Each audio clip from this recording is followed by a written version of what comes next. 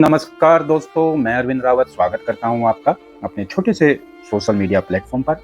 काफ़ी समय के बाद आप सभी लोगों के समक्ष आना हुआ। अ, आज जो मैं आप लोगों से कुछ एक ऐसी संस्था के बारे में डिस्कस करना चाहूँगा या बताना चाहूँगा, जो कि हमेशा गुमनाम रहती है पर बदनाम ज़्यादा रहती है, और बदनाम भी कुछ लोगों के द्वारा या कुछ राजनीतिक पार्टियों के द्वारा। जैसे कि मैंने जब ये पंचायती चुनाव हुए थे, उस समय भी जुलाई में कहा था कि उत्तराखंड सदैव मानसून के समय प्राकृतिक हादसाओं का एक नगर या ग्रह बन जाता है।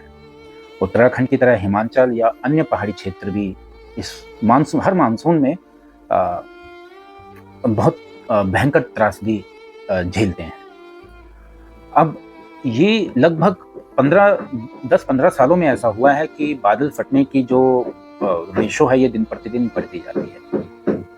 5 अगस्त का वो एक दुर्भाग्यपूर्ण दिन था, जब दोपहर के 1:30 बजे के आसपास उत्तराखंड के उत्तरकाशी धराली के जो ऊपर एक जंगल पड़ता है, या फिर आप कह सकते हैं वहाँ से एक नदी निकलती है, शायद दूधगंगा, या मैं उस नदी का मैं नाम भूल रहा हूँ। वहाँ अचानक ऊपर से एक बड़ी मात्रा में पानी आता है। पानी के साथ-साथ जो मलबा आता है वो सबसे डेंजरस होता है, और उसने पूरे के पूरे शहर को तबाह कर दिया, और करोड़ों अरबों रुपए का शायद वो नुकसान हुआ है, और प्राकृतिक वातावरण को जो नुकसान हुआ है वो अलग।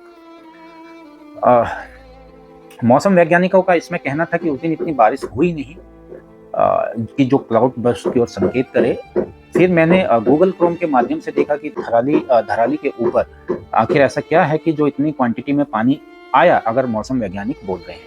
तो जब मैंने उसके ऊपर देखा तो उसके ऊपर मुझे बहुत बड़े-बड़े ग्लेशियर, गंगोत्री, यमुनोत्री, और ऊपर ग्लेशियर का वो देखा। तो फिर थोड़ा जो मौसम वैज्ञानिक कह रहे हैं, तो थोड़ा-सा लगता है कि शायद हो सकता है कि कहीं बहुत ज़्यादा मात्रा में ग्लोबल वार्मिंग के कारण पानी एकत्र हुआ होगा, और अचानक से वो बांध सा टूटा होगा, पानी एकदम से फ्लोर से आ गया। जब ऊपर से पानी आता है तो एक अलग ही स्पीड से आता है, प्लस मलबा। जैसे ही ये 5 अगस्त को ये घटना हुई, उसके बाद सेना से लेके एनडीआरएफ, एसडीआरएफ, प्रधानमंत्री जी, मुख्यमंत्री जी, हर कोई लोग अपने-अपने पद के हिसाब से एक्टिवेट हो गए, अपने-अपने कार्य के हिसाब से एक्टिवेट हो गए। लोकल लोगों ने भी जितना संभव हो सके उन्होंने भी लोगों की मदद करी।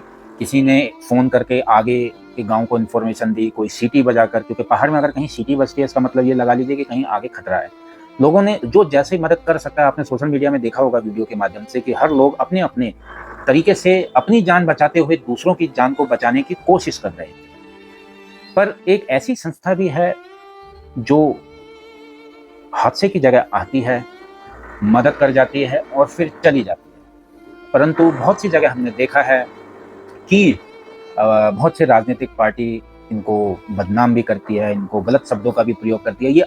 ये चीज़ देखने के बाद उत्तराखंड के लोग आप खुद ही जान जाएँगे कि क्या वास्तव में आरएसएस, राष्ट्रीय सेवक संघ, क्या ये एक गलत संस्था है? आप खुद ही देखिए कि हर किसी व्यक्ति का अपना परिवार होता है, हर किसी व्यक्ति का एक अपना जीवन शैली होती है, कार्यशैली होती है, डेली रूटीन की ज़िंदगी होती है। उसके बावजूद भी ये लोग गाँव-गाँव गए, 2-2 हफ्ते का, 1-1 हफ्ते का इन्होंने लोगों को राशन पानी दिया, ज़रूरतमंद की सामान दिए, और फिर अपने वापस स्थानों पे चले गए, और ये ऐसा कंटिन्यू कर रहे हैं। तीसरे चौथे दिन से आरएसएस वहाँ एक्टिवेट हो गई। और ऐसा नहीं कि केवल उत्तराखंड एक हिंदू प्रदेश है या हिंदू जगह में ये ऐसा हुआ है तो ये मतलब वहीं गए। कश्मीर में भी जब आज से 5-6 साल पहले एक मैंने देखा था, बहुत बहुत गंदा बादल फटा था, वहाँ पे भी आरएसएस गया था।